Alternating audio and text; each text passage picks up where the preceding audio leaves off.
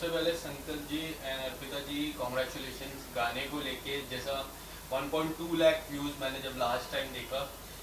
शुरुआत करूँगा कंपोज से। आपके मन में ये जो लिरिक्स है या फिर कंपोजिशन है कैसा हुआ और क्या कुछ इस गाने को लेके रिस्पॉन्स अब तक क्या कैसे आया? एक्चुअली एक लिरिसिस्ट हैं, दो लोग हैं वो, रवि और राकेश। तो ये लोग मेरे पास ये सॉन्ग लिख कर आए थे और जब इन्होंने मुझे दिखाया तो मुझे बड़ा अच्छा लगा। फिर कॉम्पोजिशन की बात आई तो मैंने अपना टाइम लेकर उसको कंपोज किया, कॉम्पोजिशन रेडी हुई, फिर एक स्ट्रक्चर रेडी करके हम लोगों ने सबको सुनाया। तो एक जो जनरल ओपिनियन लिया जाता है वो ओपिनियन सबसे लेकर हमने काम को और आगे बढ़ाया और फिर हमने सुनाया आयरिस म्यूजिक को। उनको बहुत पसंद आया और उन्होंने कहा है इसको करते हैं। तो आकाश वशिष्ठ जी से मेरी इस बारे में बात हुई। फिर मैंने उनको सजेशन दिया कि मेरे हिसाब से ये अमित मिश्रा और अर्पिता मुखर्जी की आवाज में बहुत अच्छा कॉम्प्लीमेंट करेगा। तो उन्होंने उसके बारे में गौर किया और उन्होंने बोला कि हाँ आप काम स्टार्ट करिए इसके ऊपर। तो बस यही जर्नी थी। मैंने अर्पिता जी और अमित को दोनों को भेजा सॉन्ग, उन सबको भी बहुत पसंद आया। फिर बस इन लोगों ने अपनी सोल और डाल दी तो वो गाना और निखर गया। गाने की अगर मैं बात करूं, मुझे आज भी ऐसा लगता है कि जो गाने का जो दिल रहता है, एक अगर गाना बॉडी है तो कंपोजिशन उसका दिल होता है। अगर मैं आज भी एक गाना है पॉपुलर गाना चांद तारे जो शाहरुख साहब के है, ऐसा लगता है उनकी पूरी बायोपिक है उस गाने में शाहरुख साहब की। वो गाना कंपोज किया था जावेद सर ने, उन्होंने इतने अच्छे से कंपोज किया। तो जो इम्पोर्टेंट हो जाती है कंपोजिशन की वो काफी इम्पोर्टेंट हो जाती है। तो आपके मन में जब शुरुआत आपने की थी एज ए कंपोजिशन तो क्या कुछ मन में था? कोई आपके आइडियल थे या फिर जावेद साहब को एज एन आइडियल आपने देखा था शुरुआती दिनों में? एज अ लिरिसिस्ट जावेद जी मुझे बहुत पसंद है, गुलजार मुझे बहुत पसंद है। तो हाँ, मैं लिरिक्स में अगर कहीं पे भी जाता हूँ, कुछ सोचता हूँ तो जब मेरे वो पसंदीदा लोग होते हैं वो सबसे पहले जहन में आते हैं। और ये कंपोज किया है जतिन ललित जी, वो भी मुझे बहुत ही ज्यादा पसंद है।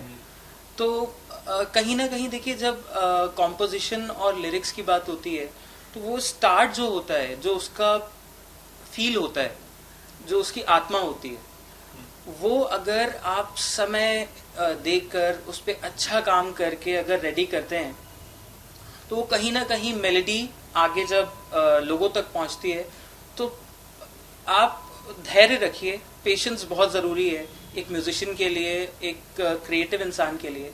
लेकिन बस यही है, उसी पेशेंस के साथ में अगर आप दर्शकों तक पहुंचाएंगे तो दर्शक मतलब आजकल कुछ भी पसंद करते हैं लेकिन ये भी पसंद करते हैं। ये इनफैक्ट पसंद किया जा रहा है। मैं कमेंट्स भी पढ़ रहा था, एक अच्छा रिस्पॉन्स आ रहा है लोगों की तरफ से। अर्पिता जी आपसे शुरुआत करूंगा, जब गाना आप तक पहुंचा एज ए सिंगर आप किस तरह से प्रिपरेशन रहती है आपकी कोई भी गाने को लेकर? जब हम गाना पहली बार देखिए, गाने से जुड़ना बहुत ज़रूरी होता है सबसे पहले तो एक आर्टिस्ट का। तो पहली चीज़ जो हम कोई भी गाना जब हमको आता है सुनाया जाता है तो पहले हम लोग लिरिक्स पे ध्यान देते हैं कि क्या है गाना, सिचुएशन क्या है, किस पे पिक्चराइज किया जा रहा है, गाने का सोल क्या है, रोमांटिक है, सैड है, पूरा सिचुएशन समझ के उसके बाद में उस गाने पे काम होता है। और एक अच्छी बात ये होती है कि जब कंपोजर का भी माइंड बहुत क्लियर होता है ना, कि उनको पता है गाने का विजन क्या है, तो आर्टिस्ट के लिए उसको डिलीवर करना और इजी हो जाता है। विच इज़ समथिंग जो बहुत स्पेशल है संकल्प की एक क्वालिटी की। वो जब गाना बनाते हैं तो वो वॉइस को भी ध्यान में रखते हुए बनाते हैं।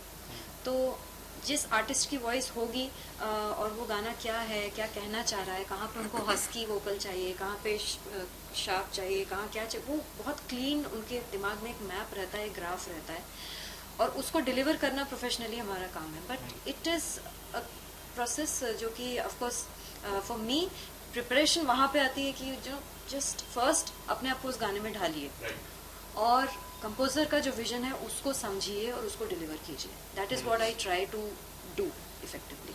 ये गाने की मैं बात करूँ, स्पेशली जो एल्बम में लेबल में जो गाना आया काफी फ्रेश है लेबल, काफी कम गाने आए अब तक, तो ये जो मन में रहता है कि कैसा रिस्पॉन्स आएगा, क्या कुछ ऑडियंस को ये लेवल की एक रहती है टारगेट सेट ऑडियंस रहती है कोई भी लेवल की, टी सीरीज हो या फिर बड़े बड़े ऐसे लेवल की, ये इसमें अब टारगेट सेट होना चाहिए, तो ये आपके मन में चलता है एज अ सिंगर कि हाँ अगर मैं ये चीज डिलीवर करती हूँ तो इसकी ऑडियंस इस तरह से आएगी, एक फ्रेश पैर मिलेगा, एक फ्रेश सिंगर मिलेगा, एक फ्रेश लिरिसिस्ट मिलेगा, तो ये आपके मन में कभी रहता है ये सवाल? मुझे लगता है डेफिनेटली एक बात तो यह है, देखिए अच्छा म्यूजिक कहीं ना कहीं रीच करेगा जरूर, हाँ। वो अपनी टारगेट तक पहुंचेगा, बिकॉज आज ऐसा टारगेट डिफाइन करना बड़ा मुश्किल है मुझे लगता है आज के दौर में, क्योंकि म्यूजिक अब बहुत एप्स में अवेलेबल है, सब कुछ फोन पर अवेलेबल है, तो अच्छा म्यूजिक अगर होगा कहीं ना कोई उससे जुड़ेगा जरूर, एक वो बन जाता है। Correct. तो it's not something that I am consciously targeting, मेरा कॉन्शियस टारगेट ये रहता है कि मैं अच्छे गाने गाऊं, ऐसे गाने गाऊं जो कुछ कहने की कोशिश करते हैं, Right.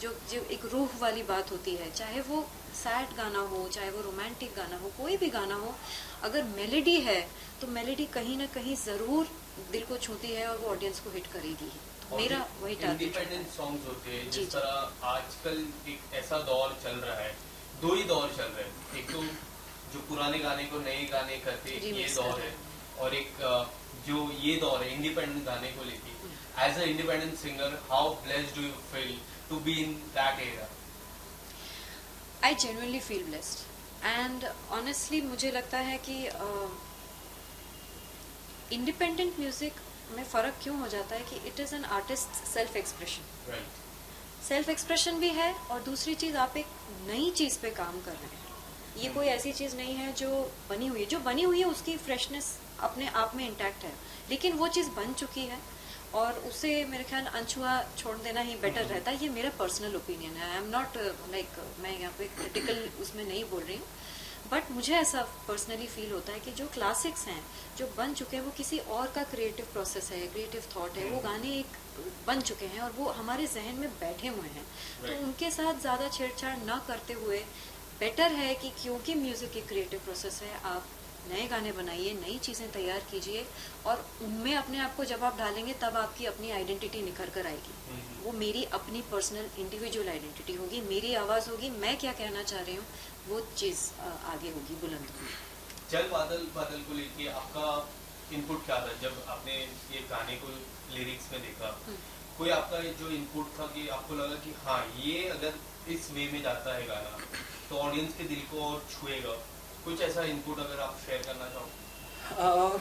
इसमें पहले मैं थोड़ा सा कंफ्यूज था कि मैं इसके इंस्ट्रूमेंटेशन में कौन से ऐसे इंस्ट्रूमेंट्स का यूज करूं जो कि एक यूथ तक भी पहुंचे और एक मेलोडी सुनने वाला जो अप्रिशिएट करता है मेलोडीज को, जिसको पता है कि हाँ एक रोमांटिक सॉन्ग में कैसी मेलोडी होनी चाहिए, वो भी उसको उस तक पहुंचे। तो मैंने इसके अंदर गिटार का बहुत इम्पोर्टेंट रोल रखा।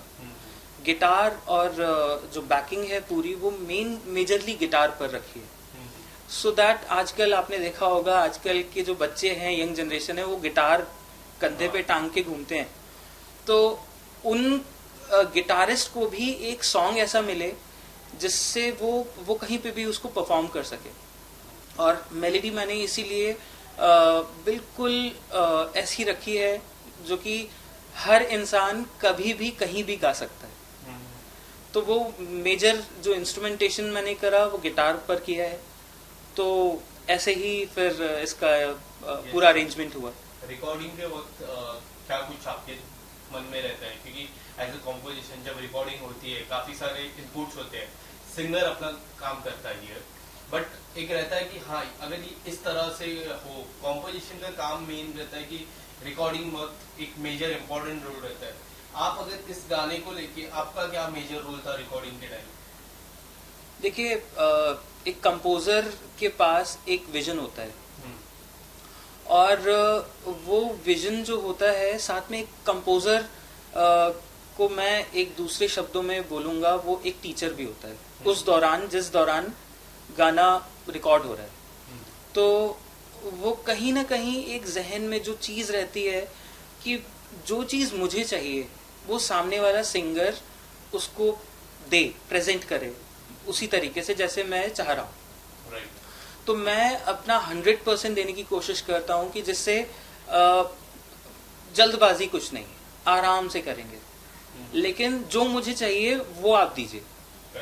तो जल्दबाजी नहीं करते हैं, आराम से करते हैं, और विजन जो क्लियर होता है मैं उन सब थॉट्स को 100% कन्वे करने की कोशिश करता हूँ कि इसके अंदर ये विजुअली मैं कैसा सोच सकता हूँ इस गाने को, ये इस गाने में कौन कौन से ऐसे एस्पेक्ट्स हो सकते हैं जिन पे हम एम्फसाइज करें।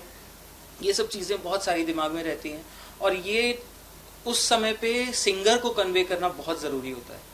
तो कहीं ना कहीं सिंगर जो है वो आपके दिए हुए पथ पर चलेगा, लेकिन पथ प्रदर्शक आप हैं। तो सही वही है, कोई चलता पद चिन्हों पर, कोई पद चिन्ह बनाता है। तो वही है कि एक कंपोजर जो है उसका जो काम होता है वो सही रास्ते पर जाना है, और मुझे पता है मेरा विजन इस रास्ते पर है, तो वो सिंगर तक पहुंचाना है। लास्ट इंटरव्यू में मैं देख रहा था, जब इंटरव्यू में कहा कि आप दोनों दो लाइनें आपने भी गाया, तो ये जो सिंगिंग की जो कला है, जो कॉम्पोजिशन में करते करते जो सिंगिंग की कला आई जाती है, ऐसा लगता है कि हाँ मैं भी अच्छा गा ही लेता हूँ, पर आप to be very honest you are singing very well. तो ये जो कला है ये किस तरह से आया आपके मन में, शुरुआत कैसी हुई सिंगिंग की? एक्चुअली मैं एक सिंगर हूँ। ओके, कॉम्पोजिशन और सिंगर। जी हाँ। मैं एक सिंगर हूँ और मैंने बहुत सारे एड कमर्शियल्स गाए हैं जो कि आप यूजुअली टीवी पर देखते हैं, लेकिन आपको पता नहीं है वो मैंने गाए हुए हैं। हाँ। तो एड कमर्शियल्स बहुत गाए हैं, बहुत सारे सॉन्ग्स गाए हैं। एक एड कमर्शियल हम दोनों ने साथ में भी गाया है।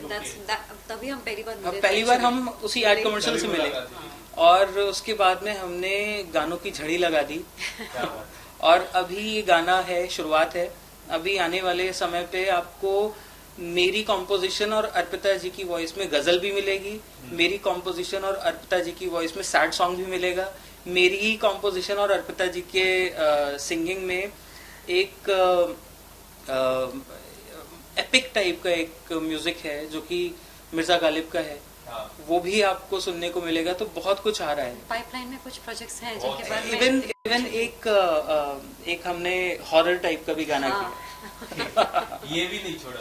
वो भी नहीं छोड़ा है। संगत जी, आपसे जानना चाहूंगा, ये जो जितने भी इतने सारे प्रोजेक्ट होते हैं, हम किसी के साथ काम करते हैं, हम इजी इतना हो जाता है कि हम दोनों की जो तालमेल है काफी अच्छी हो जाती है। कोई भी आपकी सबसे खास बात क्या लगती है मैम की एज ए सिंगर? देखिए, सबसे बड़ी बात है कहीं ना कहीं आप ना एक किसी के साथ में ट्यूनिंग होती है, तो आपको लगता है कि नहीं यार इस शख्स के साथ में मैं जो सोच रहा हूँ वो ये तुरंत वहीं पे पहुंच जाएंगे। तो ये एक सबसे बड़ी खासियत है कि मैं सोचता हूँ और मैं सोच के बता रहा हूँ, बताते बताते एंड ये बता देंगे। तो मतलब कहीं ना कहीं हम लोग सेम रास्ते पर ही होते हैं, same type of vision. Exactly. आप अगर कुछ बताना चाहोगे? वही एक्चुअली वही बात है कि ये तालमेल, ये समझाना बड़ा मुश्किल है किसी के साथ क्यों वो ट्यूनिंग बैठती है, ये आप डिस्क्राइब नहीं कर सकते, क्योंकि उनका कंपोजिशन स्टाइल ऐसा, हमारे टेस्ट शायद म्यूजिक में सेम है, शायद हम सेम आर्टिस्ट को सुने हैं, शायद हम, वो एक म्यूजिक की सेंसिबिलिटी होती है ना, तो वो सेंसिबिलिटीज जब मैच करती हैं तो ऑटोमेटिकली फिर आप लोगों के विजन भी मैच करते हैं, ऑटोमेटिकली जो सामने वाला कहना चाह रहा है वो आप समझ जाते हैं, तो बैठ जाता है। जाते जाते दो लाइनें। चल बादल बादल हवा हवा, चल दोनों उड़े हम सारा जहां। चल बादल बादल हवा हवा, चल दोनों उड़े हम सारा जहां। हम दोनों चले, चल दोनों वहां, जहाँ ख्वाहिशें दे हम तुमको पना, जहाँ ख्वाहिशें दे हम तुमको पना। चल बादल बादल हवा हवा चल दोनों में हम सारा जहां. Thank you so much. Thank you. Subscribe now and press the bell icon. Never miss an update.